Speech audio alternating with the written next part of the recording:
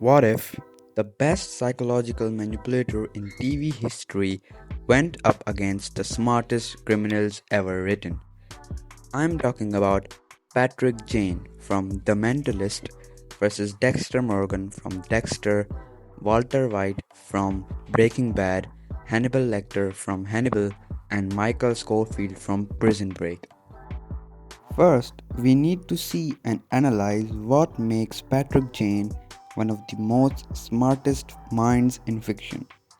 Let's just brief his unique and unparalleled feats which are shown in The Mentalist. Jane can analyze a complete stranger within seconds just by observing behavior, tone, and micro reactions. In the first episode of The Mentalist, he reads multiple suspects instantly and exposes lies without evidence, regularly identifies guilt before any forensic confirmation. What makes this unique is he doesn't need data, just observation.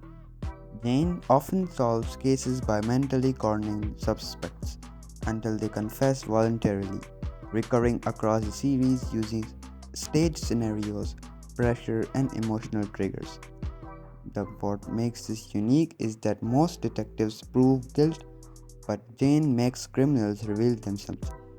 Jane narrows down one of the most elusive serial killers in the show, called Red John. In season 6, episode 8 of The Mentalist, he builds a suspect list using behavioral patterns, psychological profiling, and symbolic clues, not just physical evidence. What makes this unique is that a long term hunt solved primarily through mental profiling, not forensics.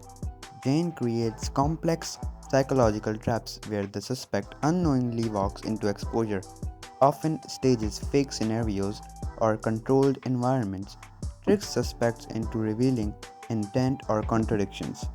He doesn't chase criminals, he engineers situations where they expose themselves. Jane notices details others completely miss, like micro expressions, subtle changes in tones, and environmental inconsistencies. His observation is so sharp it replaces traditional investigation methods. If a plan fails, Jane adjusts instantly without losing control, seen across multiple cases where suspects react unpredictably. Quickly shifts strategy mid conversation. Jane knows exactly what emotional button to press, like guilt, pride, fear, or anger. He uses these emotions to destabilize the suspect. He doesn't just manipulate, he manipulates with surgical precision that is far more superior to any other detective. Now, let's talk about Dexter Morgan. Dexter is a serial killer who kills other serial killers. Dexter survives because he's methodical. In Dexter Season 2, Episode 11, Left Turn Ahead, he is being hunted by top FBI agents and still manages to stay ahead. Dexter controls crime scenes perfectly. He removes evidence and he builds a life that looks completely normal. So, on the surface, he's very hard to catch. But here's where Jane changes the game. Dexter's system is built on control, but psychologically, he's not stable. He has urges, rituals, and a strict code he needs to follow. And Jane is very good at spotting needs. Once Jane notices that pattern, he wouldn't chase Dexter directly. He'd create situations, push the right emotional buttons, and wait for Dexter to make a mistake, because eventually Dexter always acts. Jane catches Dexter easily, but it takes time. Jane will already know Dexter is a serial killer, but it will take time to set up a perfect trap for Dexter. It will take one or two, maybe three episodes at max for Patrick Jane to catch Dexter Morgan. Sorry, my Dexter fans, but this is just purely based on facts and analysis. No bias, by the way.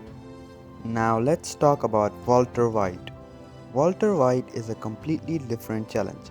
Walter doesn't just react, he plans ahead. In Breaking Bad Season 5, Episode 8, gliding over all, he organizes multiple prison assassinations timed perfectly. That level of coordination requires insane foresight. He also improvises under pressure, like in Crazy Handful of Nothing when he uses chemistry to intimidate Tuco. So, unlike Dexter, Walter isn't just hiding, he's actively controlling outcomes. But Walter has a flaw that keeps showing up: his ego. Walter White needs recognition, he needs control, he needs to feel superior, and Jane thrives on that. Jane doesn't attack intelligence, he attacks personality. He'd slowly challenge Walter's pride, force him to overreact, and create small cracks in his decisions. And once Walter starts making emotional decisions, his perfect planning begins to fall apart. A bit close, but Jane eventually catches Walter because Walter relies on long term planning and strategy. But he's a very emotional person, and Jane will easily catch him. And Walter's empire also relies on loyalty, which will be broken if Jane interrogates or finds his workers, friends, or partners. Now let's talk about a closer matchup: Michael Scofield. Michael isn't about manipulation, he's about planning.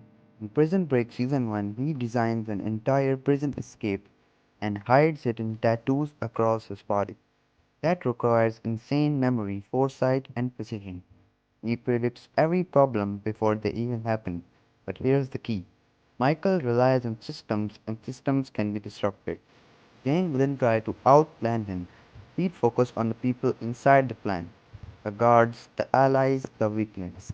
And once those start shifting, the plan starts breaking, and Michael tries to adapt, but Jane adapts faster in human situations.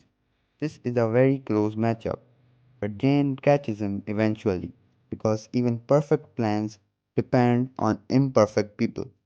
This is where things get serious. Hannibal Lecter. Hannibal Lecter is not just intelligent, he is a master of psychology like Jane.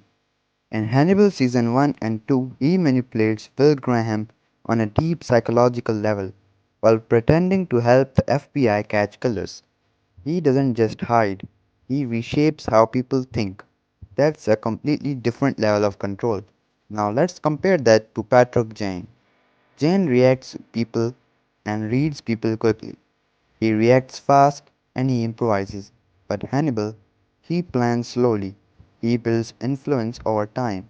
And most importantly, he understands people just as well. And so, if they might meet, Jane might notice something is off.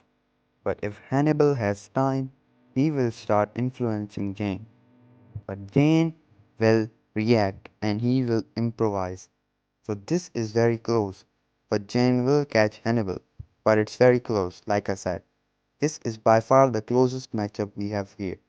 Hannibal will get caught by Jane, but Jane will have to keep himself safe from getting killed. And if he does success in being safe, he wins. So, in conclusion, Patrick Jane is by far one of the, if not the most smartest character in TV series fiction, and he might be in top 5, or in my opinion he's top 1.